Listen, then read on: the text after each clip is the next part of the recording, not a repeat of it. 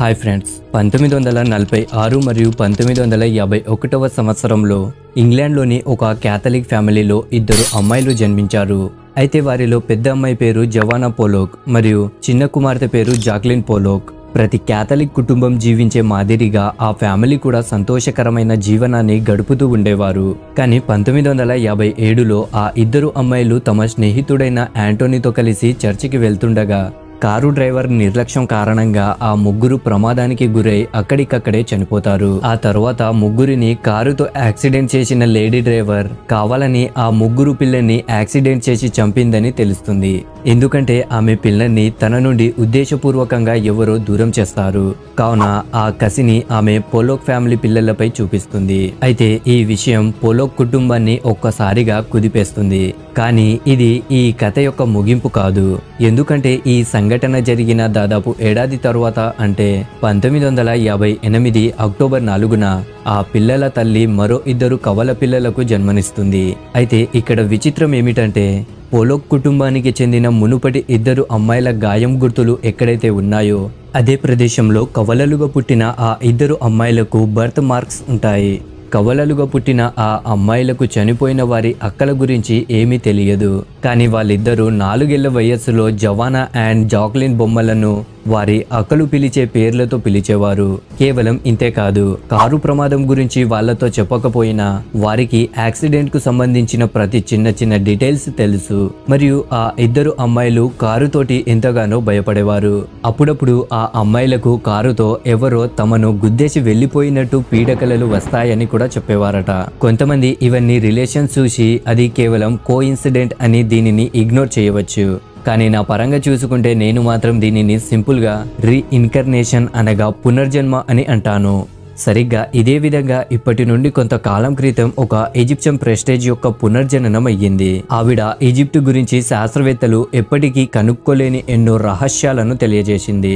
అయితే పునర్జన్మ పొందిన ఆ మహిళ ఎటువంటి రహస్యాలను బయటపెట్టింది, ఆవిడ చేసిన ఈజిప్ట్ చీకటి కోణాలు ఏంటి అనేటటువంటి ఎన్నో ముఖ్యమైన అంశాల గురించి మనం ఈ వీడియోలో స్పష్టంగా మాట్లాడుకుందాం. సో వీడియోను ఎక్కడ స్కిప్ చేయకుండా లాస్ట్ వరకు చూడండి ఫ్రెండ్స్. వీడియో చాలా ఇన్ఫర్మేటివ్ గా ఉంటుంది. సో నచ్చితే ఒక లైక్ చేయండి చాలు. 1904 జనవరి 16న లండన్లోని ఒక ప్రసిద్ధ టైలర్ కుటుంబంలో డోరతీ ఈడీ అనే ఒక అమ్మాయి జన్మిస్తుంది. డోరతీ తెలివితేటలను చూసి తన తల్లిదండ్రులు ఎంతగానో గర్వపడేవారు మరియు తనను ఎంతో అల్లారు ముద్దుగా పెంచుకునేవారు.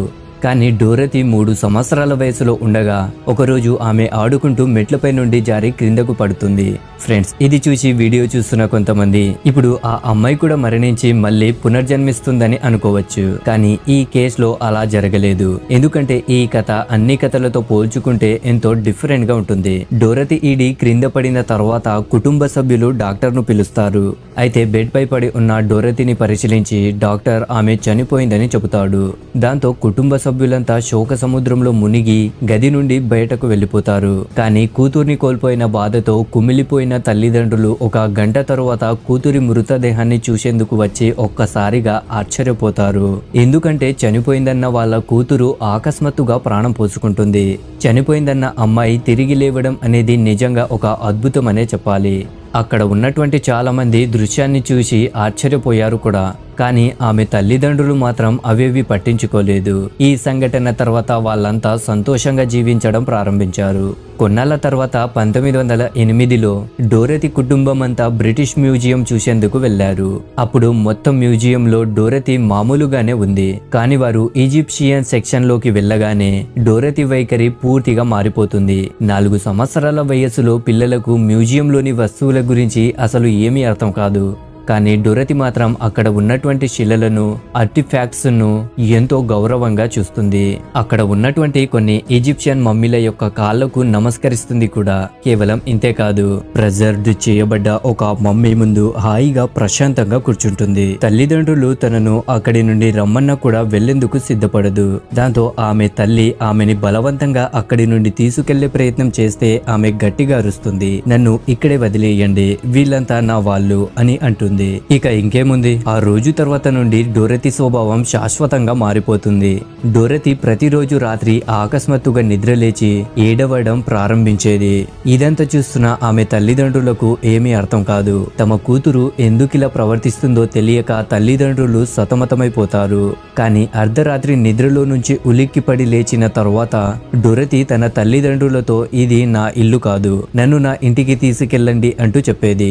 మ్యూజియంకి వెళ్లిన కొన్ని నెలల తరువాత డోరతికి ఏన్షియంట్ ఈజిప్టుకు సంబంధించిన కొన్ని ఫోటోలు దొరుకుతాయి. అయితే వాటిని చూడగానే ఆమె తన తల్లి దగ్గరికి వెళ్లి హైరోగ్లోపిక్ ఇమేజెస్, ఈజిప్టు పిరమిడ్లపై రాసి ఉండే చిత్రాలతో కూడిన పిక్టోరియల్ రైటింగ్స్ గురించి చెబుతూ తనకు ఆ భాష వస్తుందని, తాను అది చదవడం మర్చిపోయానంటూ చెబుతుంది. ఆ ఫోటోలను చూస్తూ డోరతి ఎన్నో కొత్త విషయాలు కూడా చెబుతుంది. అయితే ఈ క్రమంలోనే తన ముందుకు అవైడిస్ లో కొలువై ఉన్న టెంపుల్ ఆఫ్ సిటీ ఫోటో వస్తుంది. దాన్ని చూడగానే ఇది నా ఇల్లు, ఇదే నేను నివసించే ప్రదేశం అని తన అమ్మతో చెబుతుంది. ఈ స్టేట్మెంట్ తో మనందరికీ స్పష్టమవుతుంది డోరతికి ఉన్న లోతైన ఈజిప్షియన్ పరిజ్ఞానానికి కారణం ఏమిటనేది. డోరతి వేల సంవత్సరాల క్రితం ఈజిప్టులో జరిగే విషయాలను పూసగొచ్చినట్లు వివరించేది. తను కళ్ళతో చూసినట్లు ప్రతి చిన్న విషయాలను సైతం చెప్పేది. కావున దీంతో డోరతి చుట్టుపక్కల ఉండే వాళ్ళంతా ఆమె వేల సంవత్సరాల క్రితం ఈజిప్టులో జీవించిన ఒక మహిళ యొక్క పునర్జన్మ, అందుకే తనకు ఈజిప్టు గురించి పూర్తి అవగాహన ఉంది అంటూ చెప్పుకోవడం ప్రారంభించారు. సో ఇక్కడి నుండే డోరతి ఇంటికి ప్రయాణం మొదలవుతుంది. డోరతి తన ఇంటికి వెళ్లే అవకాశం కోసం ఎదురు చూస్తూ తన యవ్వనం మరియు మిగిలిన జీవితాన్ని ఈజిప్టు శాస్త్రాల అధ్యయనం చేస్తూ గడిపేసింది.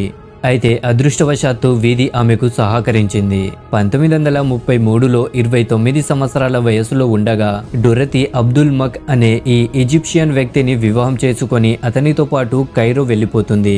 మరియు వారిద్దరికి బిడ్డ పుట్టబోయే ముందు డోరతి తన బిడ్డకు సేటి అని పేరు పెడతానని ఇన్సిస్ట్ చేస్తుంది. సేటి 19th డైనాస్టీకు చెందిన ఫారో. డోరతి తన నివాసంగా చెప్పుకునే ఆలయాన్ని ఇతని పేరు మీదే నిర్మించారు.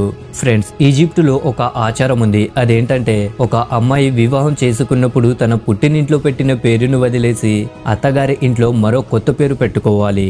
అయితే ఈ ఆచారాన్ని అనుసరిస్తూ డోరతి తన పేరుని ఓం సేటిగా మార్చుకుంటుంది. దీని literal translation mother of Sety. కైరోకి వెళ్లిన తర్వాత డోరతి కొత్త జీవితం ప్రారంభమైంది. అక్కడ ఆమెకు ఎన్నో అద్భుతాలు చేసే అవకాశం ఉండింది. కానీ ఆమె జీవితం అనుకున్న దానికంటే కూడా చాలా భిన్నంగా మారిపోతుంది. అబ్దుల్ మాక్ తో ఆమె కేవలం స్వార్థపూరితమైన ఉద్దేశంతో మాత్రమే వివాహం చేసుకుంది. అలా చెయ్యడం వెనుక గల ఏకైక కారణం ఈజిప్టుకు వెళ్లాలనే డోరతి ఆకాంక్ష తప్ప ఇంకేమీ లేదు. డోరతి ఫ్యామిలీ రెస్పాన్సిబిలిటీస్ కు టైం ఇవ్వకుండా ఎక్కువసేపు ఈజిప్టాలజీకే ఇచ్చేది. ఆమె ఒకసారి తన నోట్లో చెప్పింది ఏంటంటే తన జీవితానికి ఒకే లక్ష్యం ఉంది, అదే అబైడార్స్ కు వెళ్ళడం, అక్కడే జీవించి అక్కడే మరణించడం. డోరతి వివాహానికి అసలు పర్పస్ ఏమిటో దీని నుండే అర్థమవుతుంది. ఈ కారణంగానే అబ్దుల్ మరియు డోరతి మధ్య ఎల్లప్పుడూ గొడవలు వస్తూనే ఉండేవి. కొన్నిసార్లు డోరతి అర్ధరాత్రి పూట అకస్మాత్తుగా నిద్రలేచి పేపర్పై హైరోగ్లిపిక్స్ గీయడం ప్రారంభించేది. ప్రతిరోజు అర్ధరాత్రి నిద్రలేచి డోరతి ఇంచుమించు 70 పేజీలు హైరోగ్లిపిక్స్ తో నింపింది. అదంతా చూసిన అబ్దుల్ అర్ధరాత్రి నిద్రలేచి ఇదంతా ఏం చేస్తున్నావు అని అడగగా అవన్నీ తన పూర్వజన్మలోని విషయాలు, వాటి గురించి స్పిరిట్ గైడ్ హొరారా ఆమెకు తెలుపుతుందని చెబుతుంది. ఇవన్నీ విషయాలు అబ్దుల్ కుటుంబానికి ఒక పారానార్మల్ ఇన్సిడెంట్ కంటే తక్కువేమీ కావు. కానీ ఎంత ఓపిక సహనంతో ఉన్నప్పటికీ ఏదో ఒక సమయంలో ఓపిక ఖచ్చితంగా నశిస్తుంది. అయితే ఒకరోజు అబ్దుల్ తండ్రి ఇంటి నుండి బయటకు వచ్చి గట్టిగా అరుస్తూ డోరతి బెడ్ కింద ఒక ఫారో చూశానని చెప్తాడు. ఇక ఈ ఇన్సిడెంట్ తర్వాత అబ్దుల్ మాక్ మరియు డోరతిల వైవాహిక జీవనం ఎక్కువ కాలం సాగలేదు. దాంతో వారు కొన్ని రోజుల్లోనే విడాకులు తీసుకుంటారు. ఈ క్రమంలోనే సంసార జీవనంలో విఫలమైన డోరతికి హొరారా నుండి తాను తన మునుపటి జీవితంలో ఏం చేసేదో అన్న దానికి సమాధానం దొరికి ఆమె నిద్రలో నుంచి లేచి రాసిన రైటింగ్స్ ప్రకారం ఆమె వేల సంవత్సరాల క్రితం ఓం సెటి ఏన్షియంట్ ఈజిప్టులో ప్రెస్టీజ్ అనగా ఒక పూజారిలా ఓం ఎల్ సుల్తాన్ మందిరంలో ఆమె పెంచబడింది. తన పూర్వజన్మలో తన పేరు ప్యాంట్రిషైట్. ప్రెస్టీజ్ అవ్వడం వల్ల తాను అజన్మాంతం బ్రహ్మచారిగా ఉంటానని ప్రతిజ్ఞ చేసింది. కానీ అదే ప్రతిజ్ఞ తన ప్రాణాలు తీసింది. ప్యాంట్రిషైట్ 14 సంవత్సరాల వయసులో ఉండగా ఈజిప్ట్ సామ్రాజ్యపు ఫారో ఆయన సేటి ప్రేమలో పడుతుంది మరియు అదే వయసులో అతనితో శారీరక సంబంధాలు కూడా పెట్టుకుంటుంది. అయితే 14 సంవత్సరాల వయస్సులోనే ప్యాంట్రిషైట్ ఫేరో సేటి కారణంగా గర్భవతి కూడా అవుతుంది. అజన్మాంతం బ్రహ్మచారిగా ఉంటానని ప్రతిజ్ఞ చేసిన ప్యాంట్రిషైట్ కారణంగా సేటి పరువు పోతుందేమోనని భయపడి ఆత్మహత్య చేసుకుంటుంది. ఈ వార్త తెలుసుకున్న సేటి కృంగి కృషించిపోతాడు మరియు తాను మళ్ళీ ప్యాంట్రిషైట్తో ఎమిటెండ్లో వివాహం చేసుకుంటానని తనతో జీవనం గడుపుతానని ప్రతిజ్ఞ చేస్తాడు. ఇక్కడ ఎమిటెండ్ అంటే ఈజిప్షియన్ మైథాలజీ యొక్క స్వర్గం. అయితే ఈ ప్రేమ జ్ఞాపకాలతోనే డొరతీ తన జీవితమంతా సంతోషంగా గడిపేసింది. ఎందుకంటే ఆమె వందల సంవత్సరాల నాటి పరిశోధనకు ఫలితం లభించింది.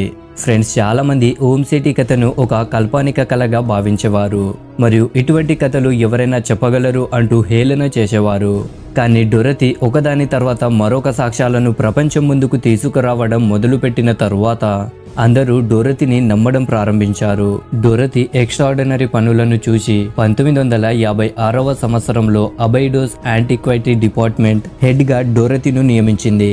ఇక ఆ పోస్ట్ తర్వాత ఆమె అబైడోస్ లోని ఆలయాన్ని తన ఇల్లుగా భావించి ఆలయంలోనే నిద్రించడం, అక్కడే జీవించడం వంటివి చేసేది. కేవలం ఇంతే కాదు, డొరతీ శతాబ్దాల నుండి ఎవ్వరికి తెలియని టెంపుల్ సౌత్ రీజియన్ లో ఉన్న రహస్యాల స్వరంగం గురించి కూడా పురావస్తు శాస్త్రవేత్తలకు తెలియజేసింది. దీంతో పాటుగా టెంపుల్ క్రింద ఉన్నటువంటి ఒక సీక్రెట్ లైబ్రరీ గురించి కూడా చెబుతూ ఉండేది. అందులో మునుపెన్నడు చూడలేనటువంటి రహస్యాత్మకమైన గ్రంథాలు, హిస్టారికల్ డాక్యుమెంట్స్ ఉన్నాయంటూ చెప్పుకొచ్చింది. కానీ ఇప్పటి వరకు ఆ లైబ్రరీని వెతికి తీసేందుకు ఎటువంటి ఎక్స్కావియేషన్ జరగలేదు. డొరతీ నెఫర్తితి యొక్క టూంబ్ తుతన్ఖామున్ టూంబ్ పక్కనే ఉంటుందని చెప్పింది. అయితే మొదట్లో దీన్ని ఎవ్వరూ నమ్మలేదు. తుతన్ఖామున్ టూంబ్ లభ్యమైన వేల్ ఆఫ్ ది కింగ్స్ లో వేరే ఎవరి మమ్మీస్ లేవని భావించారు. కానీ 1976లో చేసిన సోనార్ రీడింగ్స్ లో ఆ ఏరియా నుండి 2 అనామలీస్ లభ్యమయ్యాయి. కేవలం ఇవే కాదు, స్పింక్స్ దగ్గర ఒక పెద్ద హాల్ ఆఫ్ రికార్డ్స్ ఉన్నాయని డొరతీ చెప్పుకొచ్చింది. కానీ దానిపై కూడా ఎటువంటి రీసెర్చ్ చేయలేదు. ఇటువంటి ఎన్నో అద్భుతమైన డిస్కవరీ చేస్తూ ఏప్రిల్ 19, 1981లో డొరతీ మరణించింది. కానీ ఆమె తన జీవితంలో మనకు అందించిన ప్రీసియస్ ఇన్సైట్స్ ఎంతో మహత్పూర్ణమైనవి, అత్యంత విలువైనవి. కొంతమంది డొరతీ పునర్జన్మ ఎత్తిందని నమ్మితే, మరికొంతమంది మాత్రం 3 సంవత్సరాల వయసులో ఆమె మెట్లపై నుండి జారిపడడంతో కలిగిన సైకాలజికల్ డిసీజ్ కారణంగా తను అలా మారిందని నమ్ముతారు. అయితే ఈ మొత్తం సంఘటన విన్న తర్వాత మీరేమనుకుంటున్నారు? నిజంగా డొరతీ పునర్జన్మ ఎత్తిందా, లేక మానసిక ఆరోగ్యం వల్ల తను అలా మారిందా? మీరేమనుకుంటున్నారో మీ అభిప్రాయాన్ని మాకు కామెంట్ చేసి తెలపండి. మరియు వీడియో నచ్చితే లైక్ చేయండి. అలాగే ఇటువంటి మరిన్ని వీడియోలు చూడడానికి మా ఛానల్ని ఇప్పుడే సబ్స్క్రైబ్ చేసుకొని పక్కనే ఉన్నటువంటి గంట సింబల్ని కూడా యాక్టివేట్ చేసుకోండి. దాంతో మా వీడియోస్ అన్ని మిస్ కాకుండా మీరే ఫస్ట్ చూడవచ్చు. Thank you friends, thank you for watching.